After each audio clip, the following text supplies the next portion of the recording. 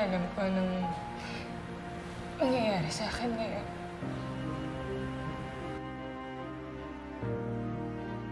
Sigurado ako alam na ng mga tao yung nagawa ko. For sure, pinag-chismisan ako ng mga tao dito sa Apex.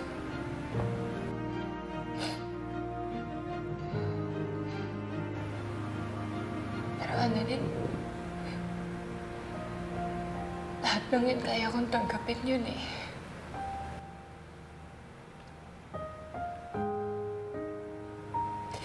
Pero yung galit sa akin, si Mommy.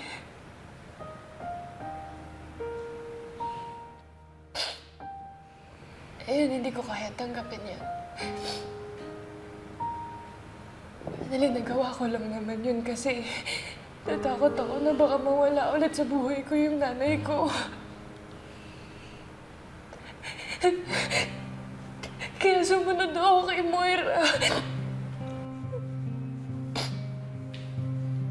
Pero alam ko, mali ako. Mali yung nagawa ko.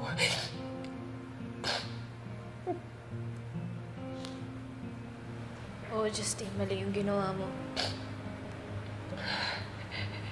May mga naging maling desisyon ka din. Pero ang importante, pinilit mong gumawa ng tama.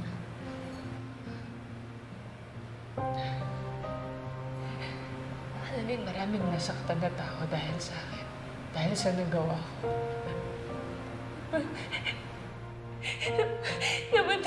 Namatay si Kelly dahil sa akin. Isipin mo yun. Pero buhay din ako ngayon ng dahil sa'yo kasi niligtas mo ako. Sapat ba yun? Enough ba yun para maabswelto ako sa nagawa ko?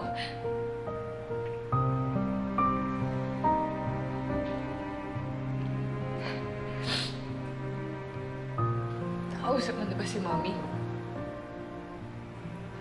Natanong mo ba siya kung anong plano niya? Ngayon napatay na si Moira. Papakulong niya ba ako? Papakulong niya ba ako?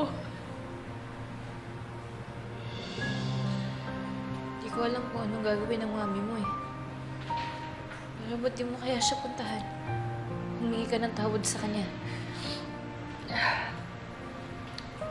Tingin mo kakausapin niya ako? Hindi natin alam kung di mo naman susubukan, di ba?